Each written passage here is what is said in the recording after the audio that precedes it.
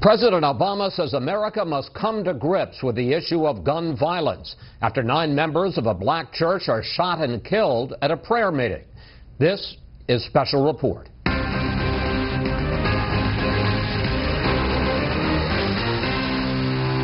Good evening, I'm Chris Wallace in for Brett Baer. A 21-year-old white man is in custody tonight, accused of slaughtering 9 people at a historically black church in South Carolina. President Obama again called for tougher gun controls while acknowledging the current political climate will not allow it. We have Fox team coverage tonight. Doug McElway at the White House with the president expressing sadness and anger. But we begin with Rich Edson in Charleston. Good evening, Rich. Good evening, Chris. Less than 24 hours ago, several worshipers were preparing to go a couple of blocks from here to an evening Bible study. Now, 9 of them are dead. And after a multi-state manhunt, police say they have their shooter. A horrific crime. A suspect in custody, a community and country stunned by a mindless shooting. Police say they've captured 21-year-old Dylan Storm Roof after they say he shot and killed 9 worshipers at the Emmanuel African Methodist Episcopal Church in Charleston, South Carolina. The arrest of this awful man is an important part for all of us in this community and in our country to begin the necessary process of our healing together. Police say they arrested Roof in Shelby, North Carolina, a 4-hour drive from Charleston. They say he arrived at the church at 8 p.m. yesterday for a prayer service and Bible study, and he began shooting about an hour later. Police confirm they arrested Roof in February for a drug offense and again in April for visiting a shopping mall that a court instructed him to avoid. Among the dead, the church's pastor, State Senator Clementa Pinckney, a well-known community leader, along with Cynthia Hurd, a 31-year library worker, Sharonda Singleton, a local high school track coach, and several others, 6 women and 3 men, ranging in age from 26 to 87. And this morning, tearful condolences from the state's governor. We woke up today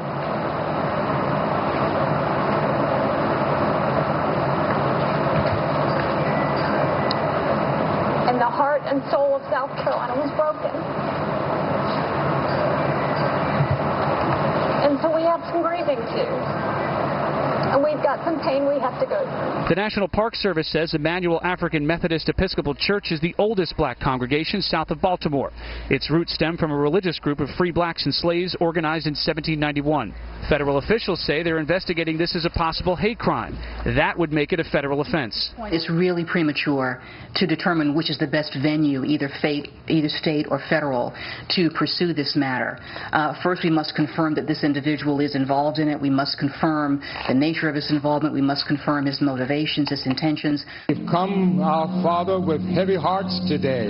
In Charleston, Washington, and across the country, vigils, moments of silence, and prayers for the victims and their families. We need healing in this great land. And from the White House, optimism from a somber president. Mother Emanuel Church and its congregation have risen before, from flames, from an earthquake, from other dark times, to give hope to generations of Charlestonians.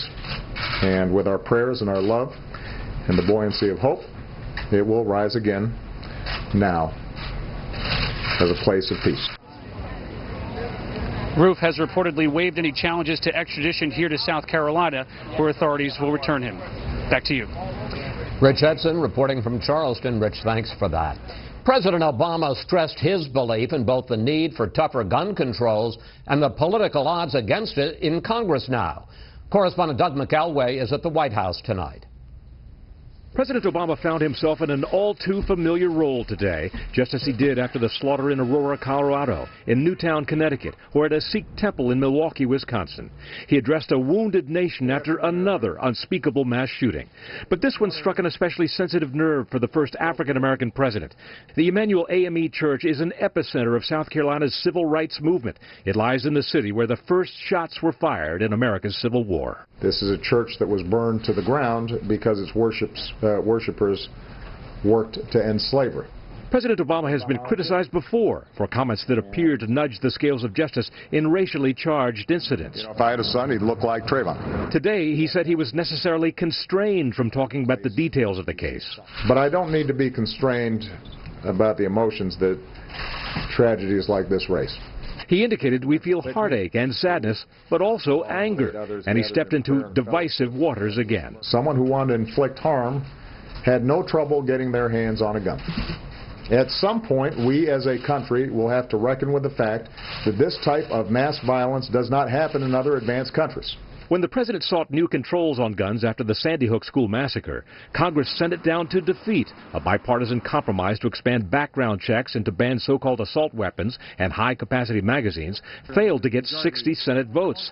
There was a backlash, too, as background checks for firearms surged to a record 2.78 million in the month of the Sandy Hook shooting, the largest on record. It sent a loud signal in the 2014 midterm elections that gun control was a toxic issue for Democrats in all but the most secure districts. To politicize this by beginning to call on gun control, we already know that gun control is not going to stop the violence. Only a change of heart is going to do that. The Charleston shooting also occurs amidst a crisis in some large American cities, including Baltimore and New York, escalating murder rates as police pull back in the face of unrelenting criticism over aggressive policing. In the already tense atmosphere of America's inner-city neighborhoods, this apparent hate crime may prove to be a true test of peace and calm in the hot summer months ahead. Chris? More on all this with the panel, Doug. Thank you. Pope Francis has put himself at the center of the debate over climate change. The Pope has come down firmly on the side of those who believe man is causing a dangerous warming of the planet. Religion correspondent Lauren Green has more. At a packed press conference in Rome, the Vatican unveiling the Pope's wildly anticipated and controversial encyclical on the environment. Laudato Si, on the care of our common home, has a little something for everyone to either embrace or shun. The Pope's teaching letter on the environment intertwines God, care for the earth, and the poor. He also sides with environmental advocates that global warming is real, that humans are responsible, and action is needed immediately. He writes, humanity is called to recognize the need for changes of lifestyle, production, and consumption in order to combat this warming, or at least the human causes which produce or aggravate it. While climate action advocates have rallied around the Pope over his call to safeguard the earth, liberals may balk at or intentionally overlook paragraph 120, where Francis connects creation care to defending the unborn. The Pope writes, since everything is interrelated, concern for the protection of nature is also incompatible with the justification of abortion. Manhattan Institute fellow Orrin Cass says many will ignore those statements in order to use the Pope's authority to advance their political cause. It's a very selective use of the Pope's authority, certainly. I think it is much more of a gotcha game, trying to put people who are more religious and might also be skeptical of climate policy in a difficult position. The encyclical also links environmental problems to human sin. There is a social dimension in ecology which the encyclical brings out with clarity. The ecological crisis goes hand in hand with the spread of social injustice. Reaction has already come on the campaign trail. GOP hopeful Rick Santorum criticizing the pontiff for wandering into the realm of science, while Jeb Bush's quip hinted that the Pope is not an authority on climate change. I don't get economic policy from my bishops or my cardinals or from my Pope. Religion ought to be about making us better as people and less about things that end up getting into the political realm. Democratic candidate Bernie Sanders welcomed the Pope's message with a statement. Pope Francis's powerful message on climate change should change the debate around the world. Denying the science related to climate change is no longer acceptable. The Pope's encyclical is seen as a prelude to his U.S. visit in September to influence debates in Congress and the United Nations on the issue of the environment. Chris? More on this with the panel. Lauren, thanks. Up next, Republicans in Congress try to do President Obama a big political favor.